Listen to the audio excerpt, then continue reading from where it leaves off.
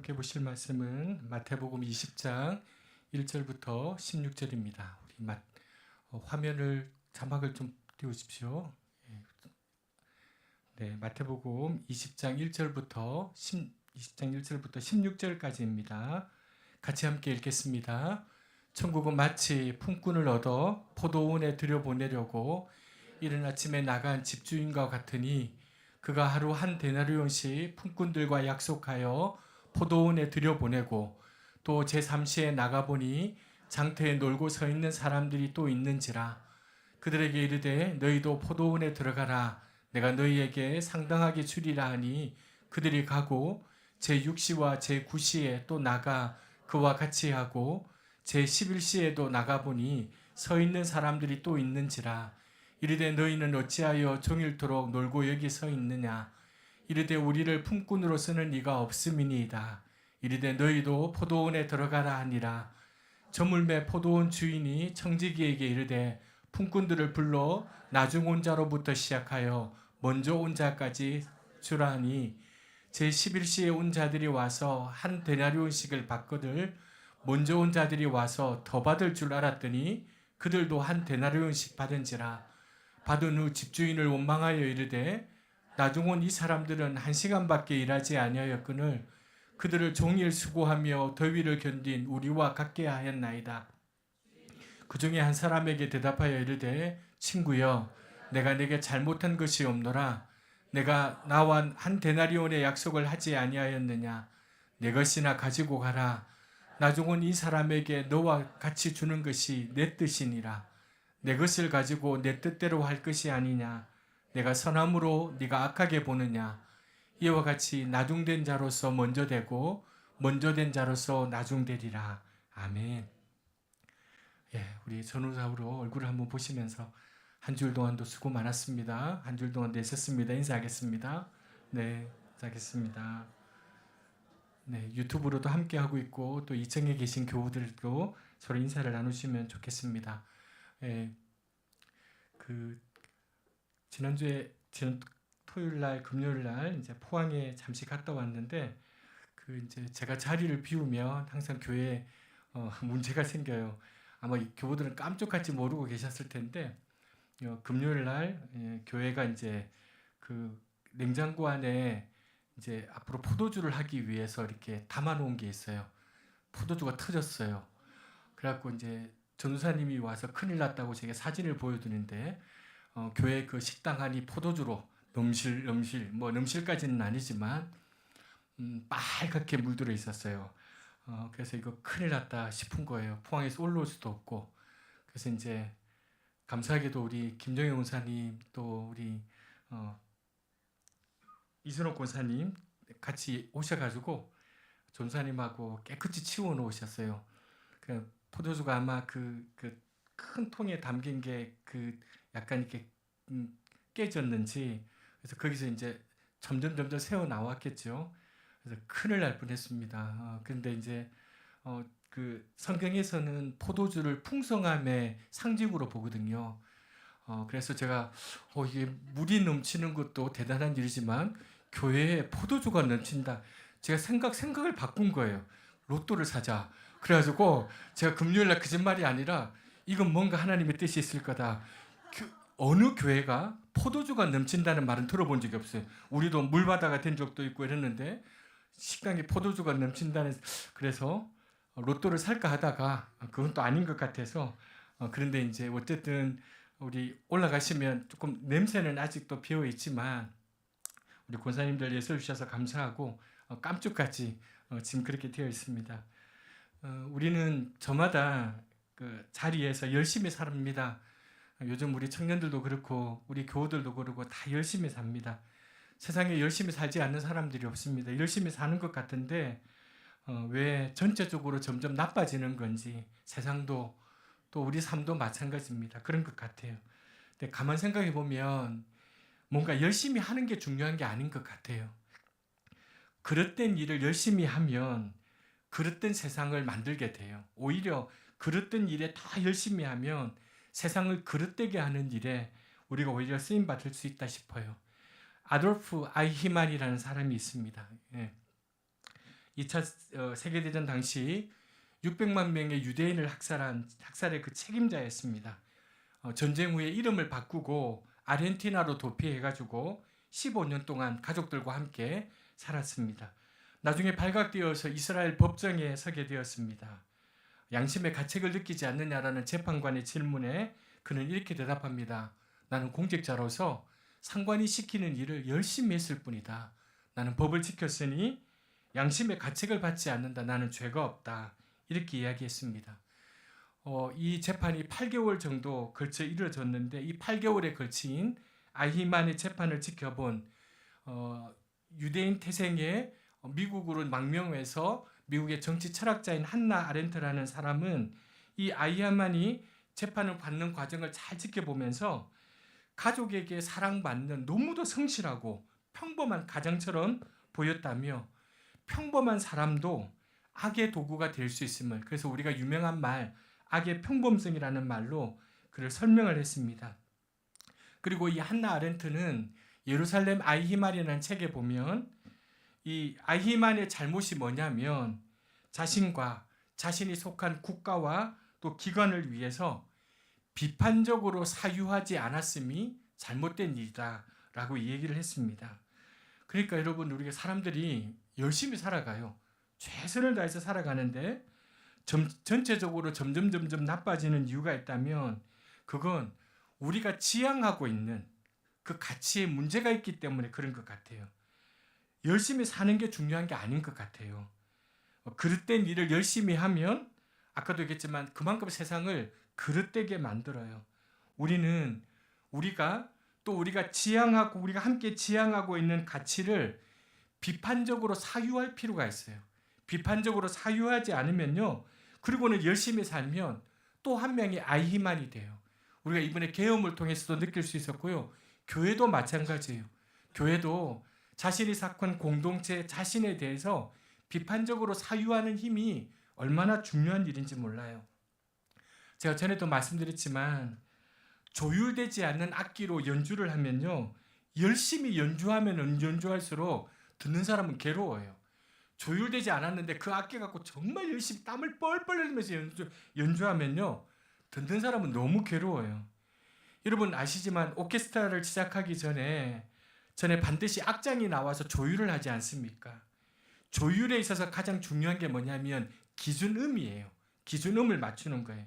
그러니까 오케스트라의 연주자들은 오보에의 라의 음에 맞추어서 악기를 조율해요. 이 오보에가 소리가 맑고 정확하기 때문이에요. 여러분 가끔 그런 생각해요. 누군가가 이 정신없이 살아가는 이 세계와 이 사람들 잠시 좀 멈추 세우고 그들의 마음을 좀 조율할 수 있는 맑고 올바른 기준음이 있었으면 좋겠다라는 생각을 많이 하게 돼요. 세례 요한은요, 사람들에게 회개하라, 천국이 가까웠다라고 말했어요. 예수님도 공생애를 시작하면서 이렇게 말씀하십니다. 같이 읽겠습니다. 이때부터 예수께서 비로소 전파하여 이르시되 회개하라, 천국이 가까이 왔느니라 하시더라. 여러분, 회개하라, 천국이 가까이 왔다. 저는 이 말을 이렇게 받아들여요. 회개하면 할수록 천국이 가까워진다. 이런 의미로 이해할 수 있어요. 회개가 뭘까? 우리가 신학적으로 회개가 여러 이야기를 할 수 있지만 회개란 다른 게 아닌 것 같아요. 흔들리는 거예요. 제가 처음부터 말씀드리지만 이 회개는요, 흔들리는 거예요. 우리는 잘 흔들리지 않아요. 어떤 사람들은 너무 안 흔들려요. 자기가 옳다고 여기는 하나만을 딱 붙들고는요, 절대로 흔들리지 않아요. 그건 가정에서 아이들 교육도 마찬가지고 직장에서든 어디서든 자기가 옳다고 여기는 거 하나만 딱 붙들고는요, 절대 흔들리지 않아요. 회개는요, 다른 게 아니라 흔들리는 거예요. 여러분, 흔들리지 않으니까, 회개하지 않으니까 천국이 먼 거예요. 한 방향을 고집하는 것이 아니라 틀렸다 생각하면요, 좀 흔들려야 돼요. 힘들고 어려워도 방향을 돌이켜야 돼요. 그게 회개예요. 마치 나침반의 바늘 끝이요, 그때 계속 흔들려요.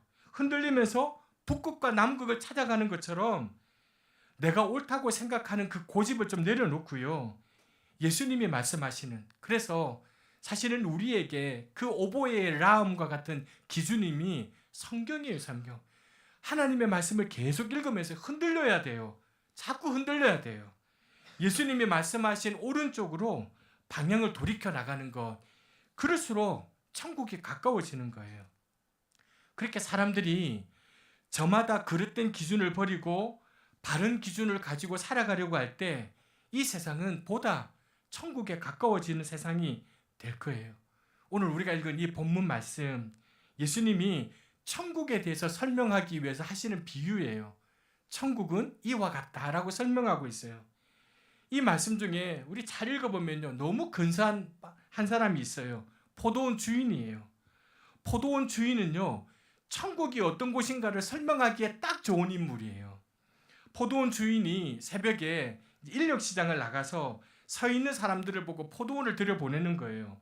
한 데나리온의 품삯을 약속하고 들어가서 일하라고 자기 집으로 들여보내요. 그리고는 오전 9시에 또 나가요. 새벽 3시에 나갔다, 6시에 나갔다 왔는데 오전 9시에 나가서 일자리를 찾는 사람들 있는 거 보고는요, 또 들여보내요.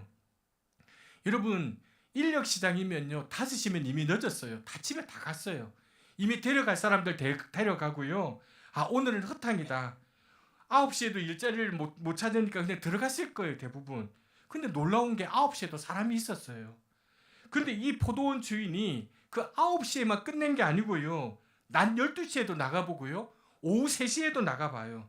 말도 안 되는 소리인데요, 일을 끝나기 1시간 전인 오후 5시에도 인력시장에 나가가지고요, 일자리 없이 이렇게 있는 사람들을 보고는요, 자신의 포도원에 들여보내요.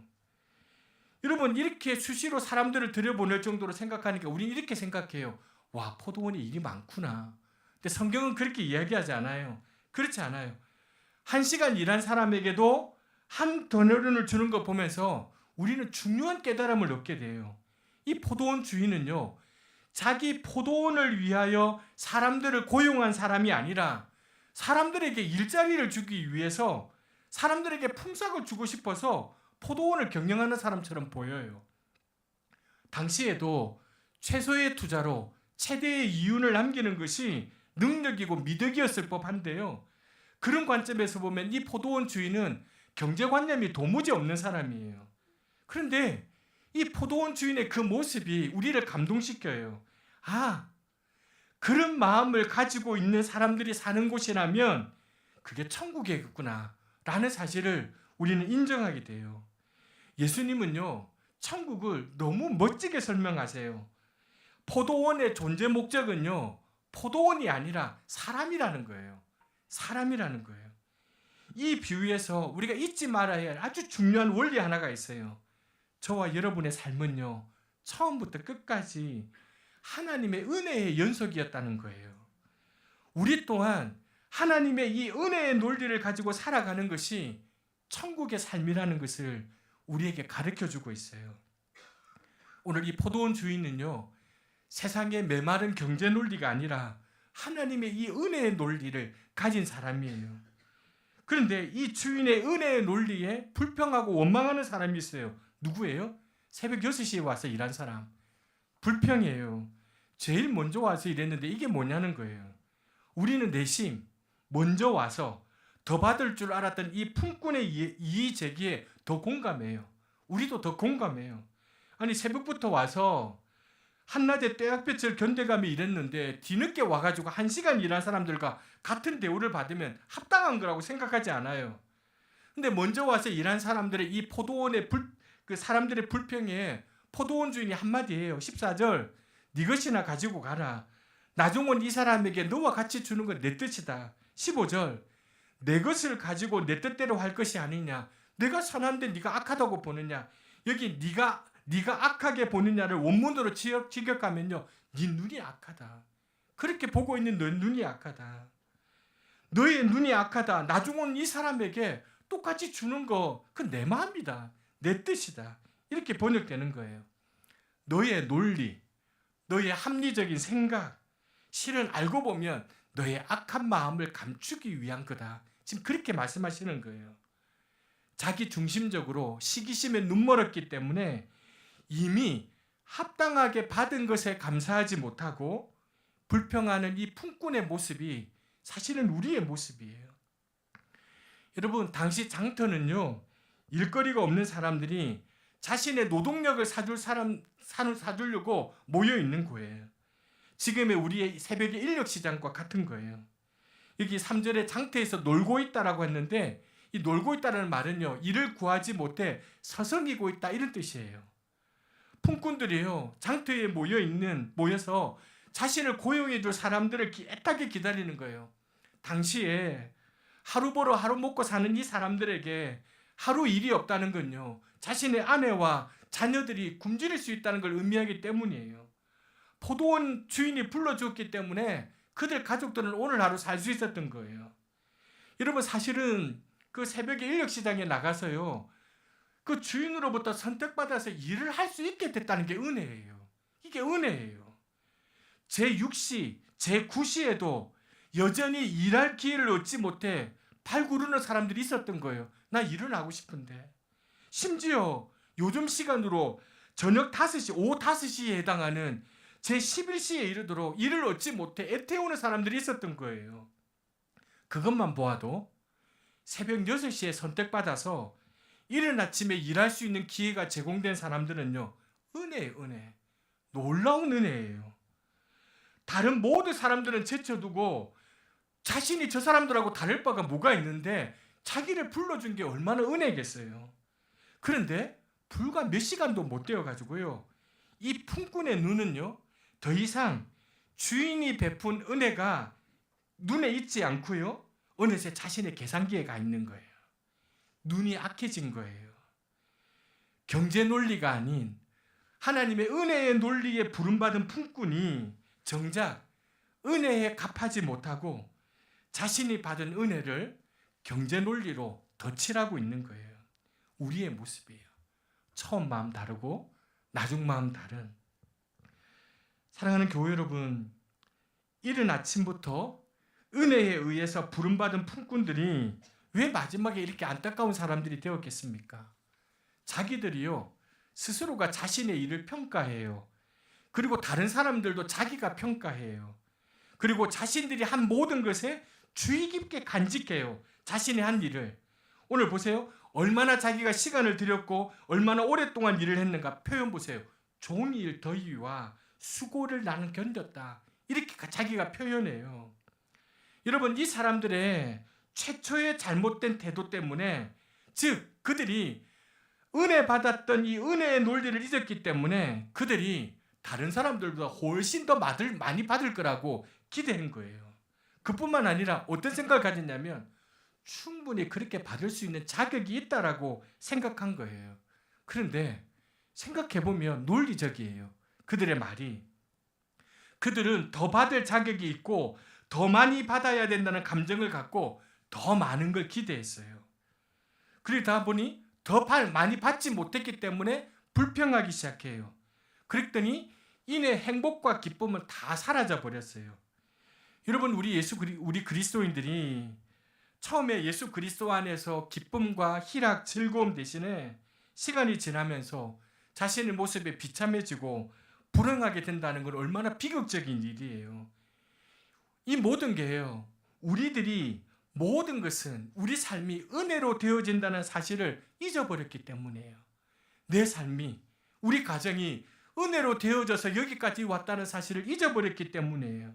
그러니 우리가 잊지 말아야 될 두 가지 사실이 있어요. 첫 번째, 우리 모두가 하나님의 말로 다할 수 없는 은혜로 부름받았다는 사실을 잊으면 안 돼요. 우리 모두가.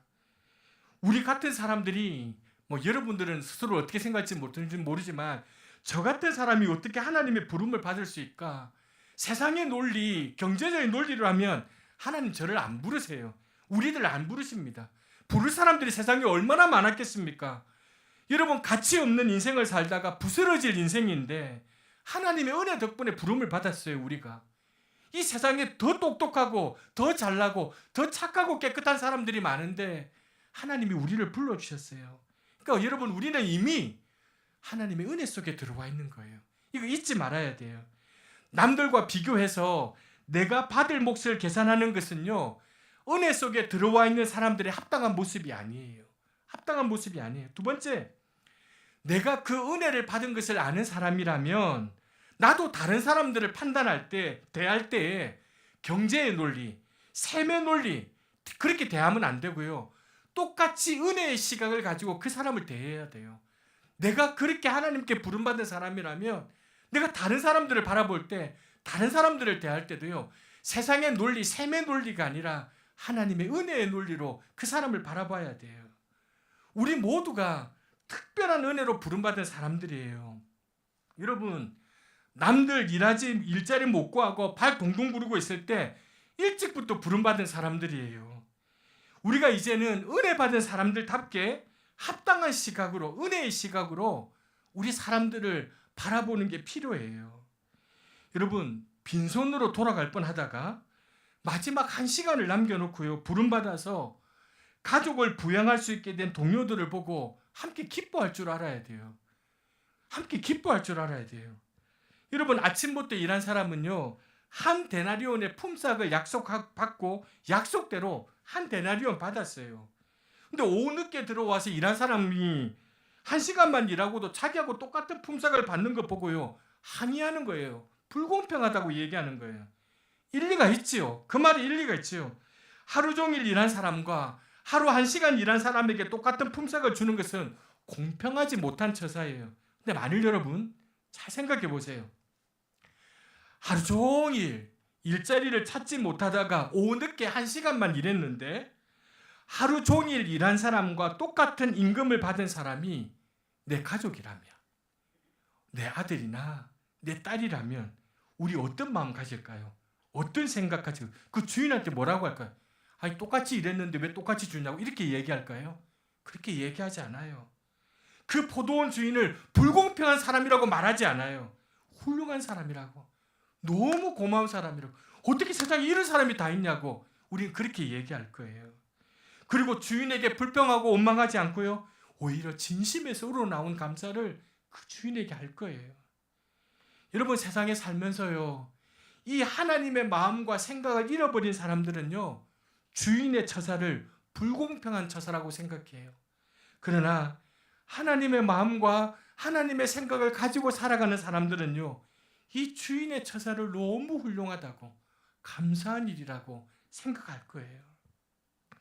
하나님의 마음과 하나님의 생각을 잃어버린 사람들은요, 다른 사람의 잘됨과 축복을 나의 불행과 저주로 이해해요. 저 사람 잘 되면요, 내가 불행한 거예요. 그러나 여러분, 하나님의 마음과 생각을 가지고 살아가는 사람은요, 다른 사람들의 잘됨과 축복을 나의 축복과 잘됨으로 이해해요. 바로 그 마음의 차이가 세상과 천국의 차이를 결정하는 중요한 마음이에요. 저는 오늘 이 본문의 비유 중에요, 이 포도원 주인도 너무 근사한데 정말 멋진 사람이 있어요. 그건요, 오후 5시 장터에 있다가 포도원 주인의 눈에 띄어서 포도원 품꾼이 되는 사람, 너무 멋있는 사람이에요. 처음에도 말씀드렸지만 하루 일당 벌기 위해 모여있는 그 인력시장요, 보통 거기서 일자리를 찾는 시간은 이른 새벽이에요. 여러분, 8시만 되어도 사람 아무도 없어요. 다 집에 가버리지, 헛당 쳤다 그러고. 일자리를 찾는 사람도, 품꾼을 찾는 사람도요, 8시만 되면 다 포기해요. 오늘 성경에 보니까요, 그날 포도원에 들어간 품꾼들은요, 장터에 12시에도 있었고요, 오후 3시에도 있었어요. 말도 안 되는데요, 오후 5시에도 그 장터에서 일자리를 찾는 사람, 일자리를 포기하지 않고 있던 품꾼들이 있었다는 거예요. 세상에 여러분, 오후 5시인데 장터에 품꾼이 있었다는 게 얼마나 놀라워요. 그냥 지나칠 수 없는 거예요. 저는 이 오후 5시 장터에 남아있던 일꾼들이 너무 감동적이에요. 그 절망적인 순간에 다 끝났다, 오늘 이제는 다 끝났다. 그 순간에 어떻게 장터에 남아있을 수 있었을까?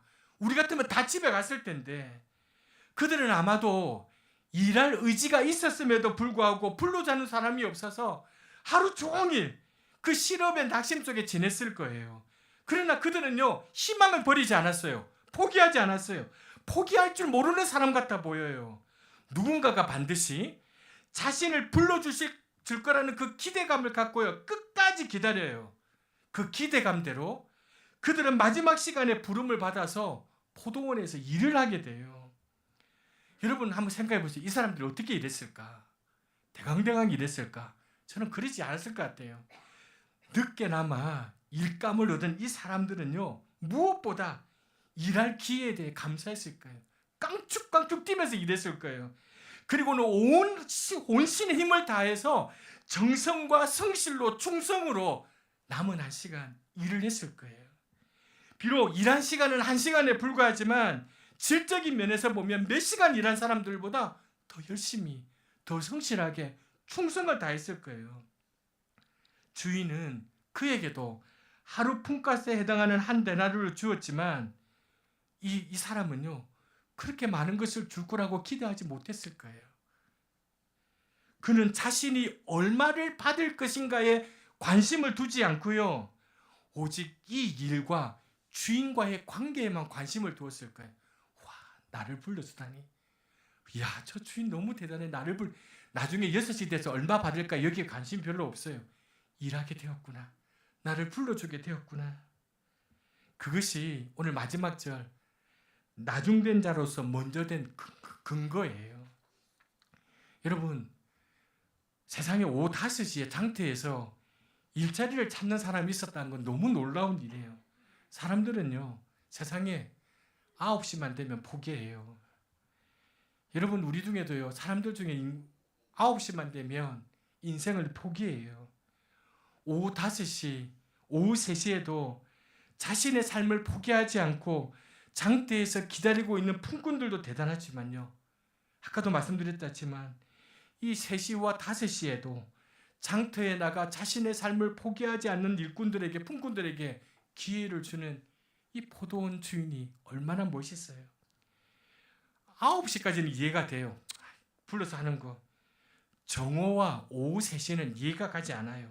근데 세상에 여러분, 어떤 주인이 오후 3시에 나가서 품꾼들을 찾으러 장터에 나오는 사람이 어디에 있겠습니까? 자기 포도원만을 생각하는 사람이라면 아무리 늦어도 9시 되면 스탑했을 거예요. 문 닫았을 거예요. 끝이었을 거예요.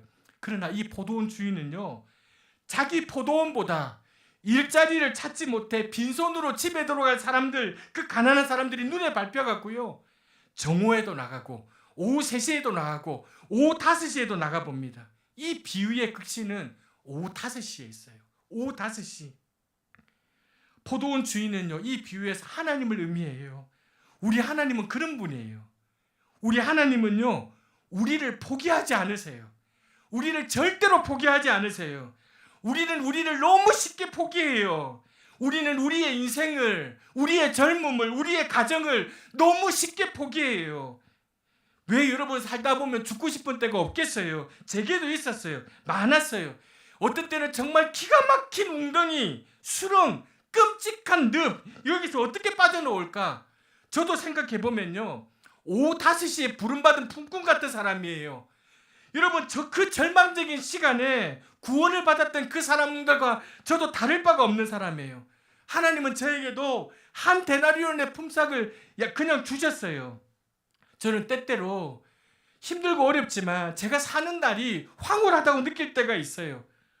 그때 어떤 생각을 했냐면, 힘들었을 때, 앞이 깜깜했을 때, 죽고 싶었을 때, 이런 날이 나에게 오리라고는 생각도 못했어요. 이런 날이 나에게 오리라고는 생각도 못했어요. 오후 5시 같았는데, 이제 끝이라고 생각했는데, 그때 저는 제가 사는 게 하나님께 부름받은 것이 얼마나 황홀한지, 그때 저의 시간도 오후 5시였어요. 오후 5시는요, 절망의 시간이에요. 근데 우리 하나님은 그 절망의 시간에도 우리를 사랑하셔서 우리를 구하러 창토로 오시는 분이 우리 하나님이세요. 세상에는요, 오전 8시만 되어도 포기하는 사람이 있어요. 12시밖에 안 됐는데, 가만 보면 저분 인생은 12시밖에 안 됐는데 포기하는 분들이 있어요. 오죽 힘들면 그런 생각까지 했을까 생각하면 마음이 아파요.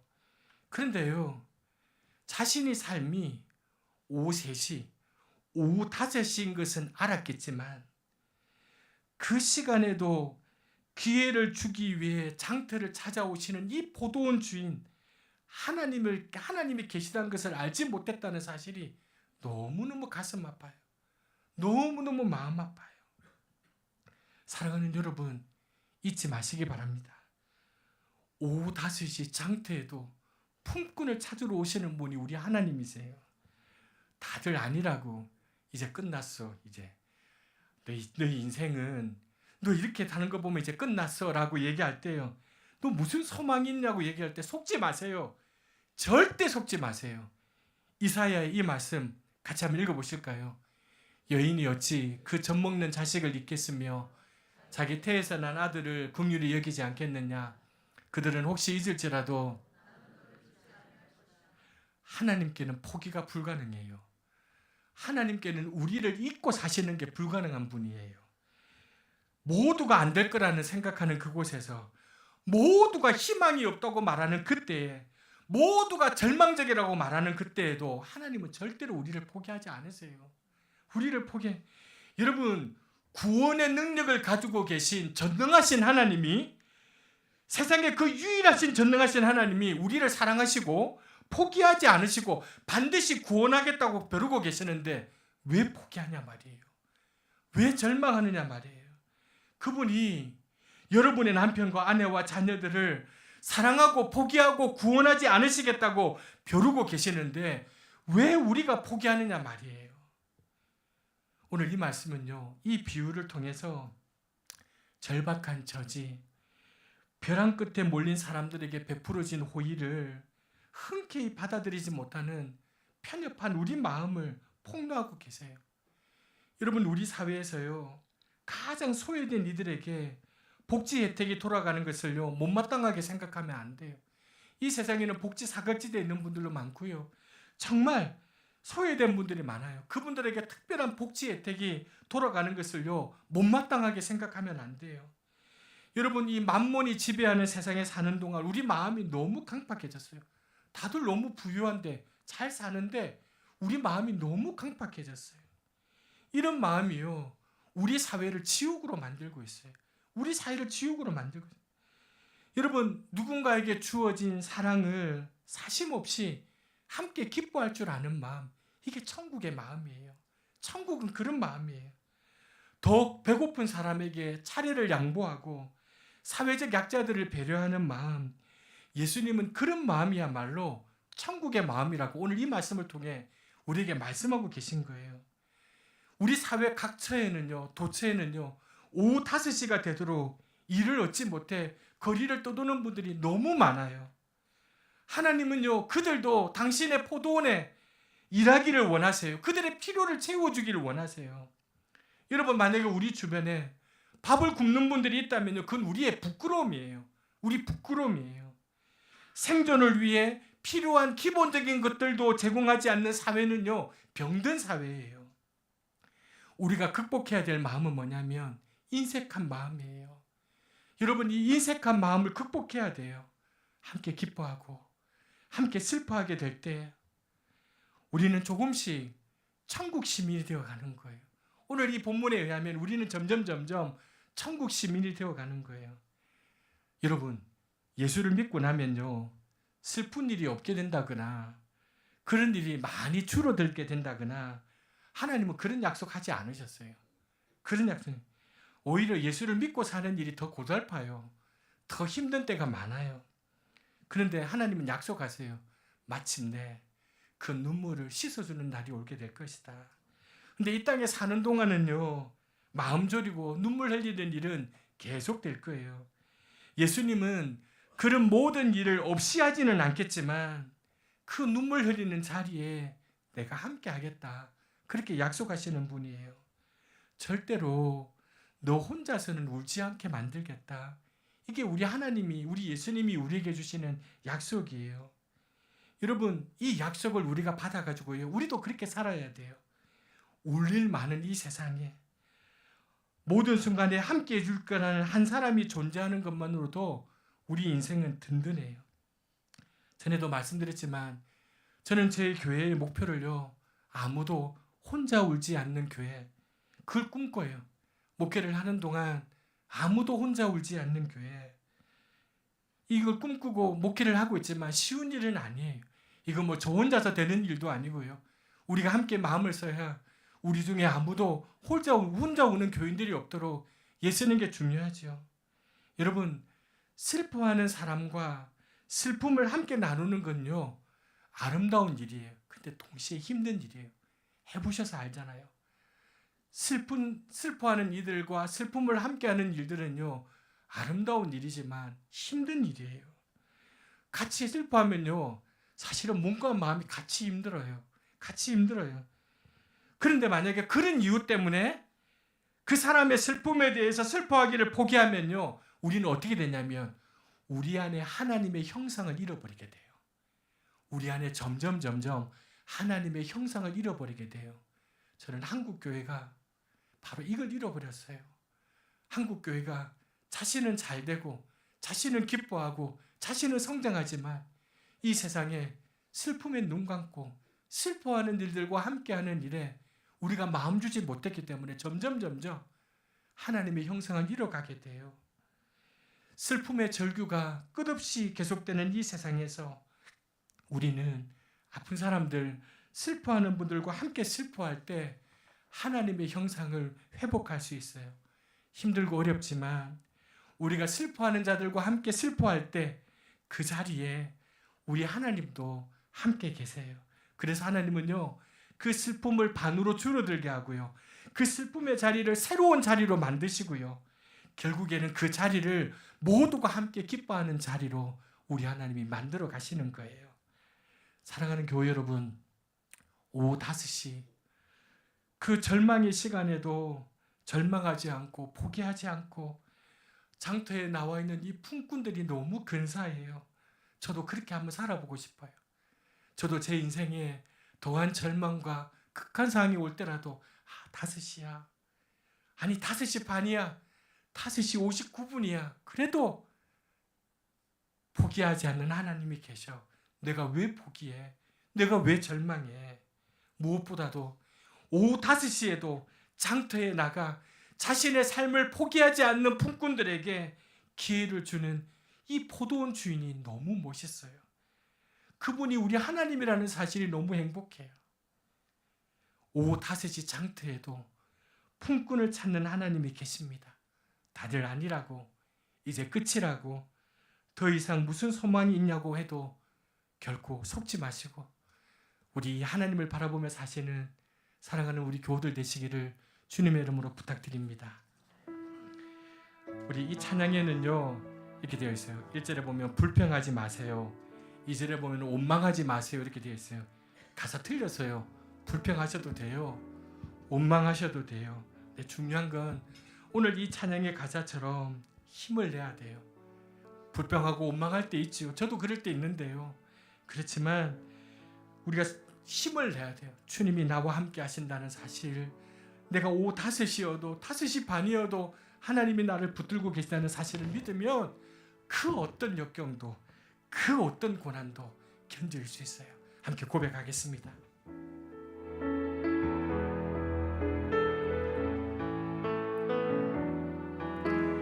왜 나만 겪는 고난이냐고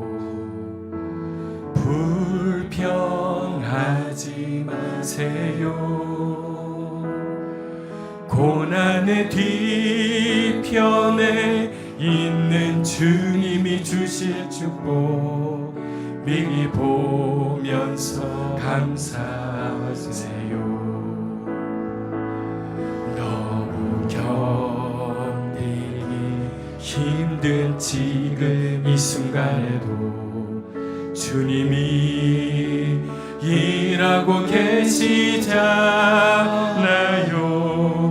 남들은 지쳐 앉아 있을지라도 당신만은 일어서세요.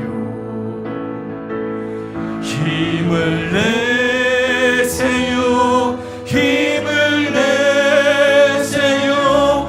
주님이 손잡고 계시잖아요.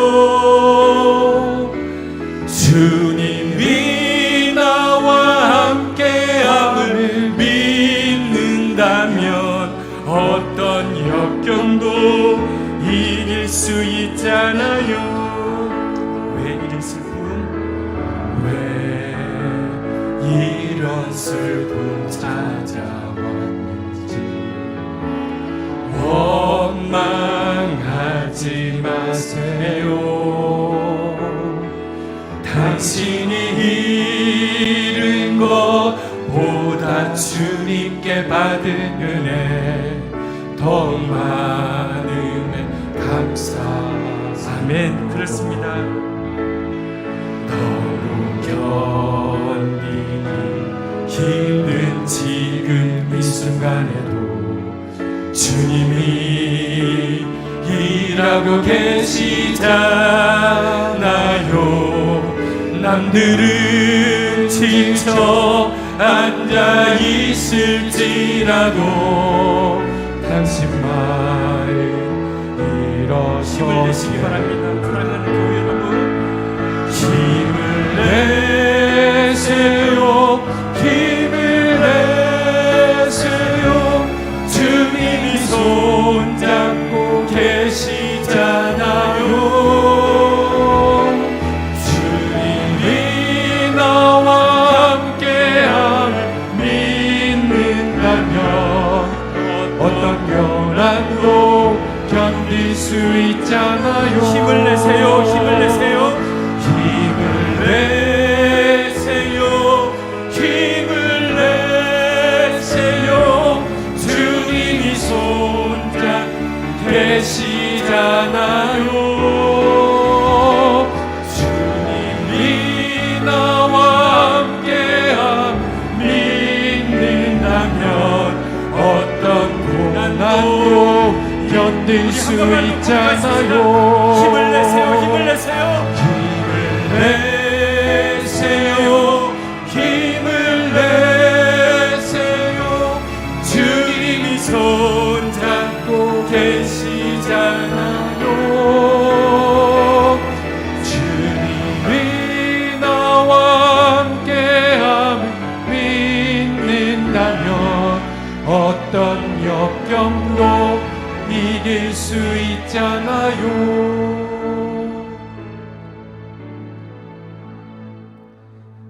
가만 보니까 저도 오후 5시였어요. 제 인생도 오후 5시 그때 부름을 받았어요. 저는 다 끝났다고 생각했어요. 이제 더 이상 나는 소망이 없는 사람이라고 생각했어요. 근데 그 절망의 시간에도 제가 포기하지 않으니까요, 하나님이 계시더라고요. 제가 개척하고 목회하고 여기까지 오는 동안에도 제게는 오후 5시가 너무도 많았어요. 그만하고 싶었어요. 아, 이제 끝인구나, 이제 여기가 끝인구나 생각했어요. 근데 어김없이 그 5시에도 하나님은 제 곁에 계셨어요. 누가 끝이래? 누가 끝이래? 누가 절망하래? 누가 여기가 마지막이래? 아니야, 절대 아니야. 저는 오전 8시에도 12시에도 삶을 포기하는 분들을 봤어요. 목사로서 너무 안타까웠어요. 너무 안타까웠어요. 8시밖에 안 됐는데, 아직 12시밖에 안 됐는데, 아직 3시밖에 안 됐는데 5시에도 하나님이 우리를 기다리시는데 뭘 포기해요? 여러분, 중요한 건 오후 5시에도 장터에 나가서 자신의 삶을, 자신의 인생을 포기하지 않는 품꾼들에게 기회를 주는 멋진 하나님이 계세요. 너무도 근사한 하나님이 계세요. 우리 그 하나님을 붙잡으십시다. 하나님, 제 시간은 오후 5시 같아요. 하나님, 우리 가정은 오후 5시 같아요. 우리 아이들은 오후 5시 같아요. 그러나 하나님, 절망하지 않을래요. 그러나 포기하지 않을래요. 하나님, 저를 좀 도와주세요. 저에게 힘 좀 주세요. 하나님, 오늘 이 시간 우리 그 하나님을 바라보며 함께 기도하며 나가요. 기도하겠습니다.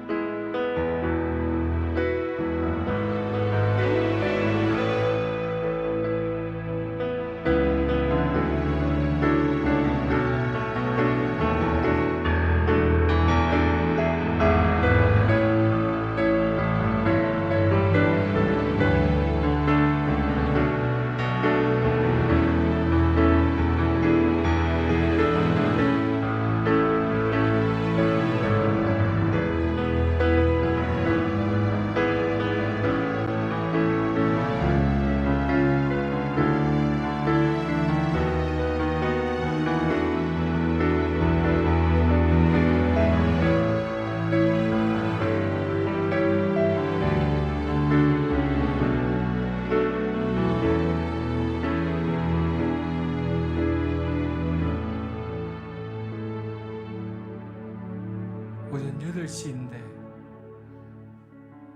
정오 12시인데 포기하는 분들이 있습니다. 하나님, 너무 안타깝고 마음 아픕니다. 오후 3시에도 오후 5시에도 그 절망의 시간에도 절망하지 않고 포기하지 않고 장터에 나와 있는 이 품꾼들이 너무 근사합니다. 하나님, 저희도 그렇게 한번 살아보고 싶습니다. 5시인데 다 너 끝이라고, 아이 그 몸 가지고, 아니 그 생각 가지고, 그 스펙 가지고, 뭐 그거 가지고 얼마든지 절망할 수 있지만 절망하지 않고 포기하지 않고 오후 5시에 장터에 나와 자신의 삶을 포기하지 않는 인생에게, 사람들에게 기회를 주시는 이 하나님을 붙잡고 살아가기를 원합니다. 하나님, 너에게 무슨 소망이 있냐고 묻는다면 오후 5시 장터에 나와 우리를 불러주신 하나님만이 나의 소망이라고 답할 수 있게 하여 주옵소서. 세상에 그 어떤 것도 우리의 참된 소망이 될 수 없음을 믿고 우리 하나님, 그 하나님만 붙잡고 살아가는 사랑하는 우리 교우들 될 수 있도록 인도하여 주옵소서. 사랑하는 우리 교우들 중에는 오후 5시에 있는 분들이 있습니다. 어쩌면 오후 5시 30분에 있는 교우들도 있습니다. 포기하고 싶고 도망가고 싶고 피하고 싶고 더 이상 아무 소망을 가지고 싶지도 않은 교우들도 있습니다.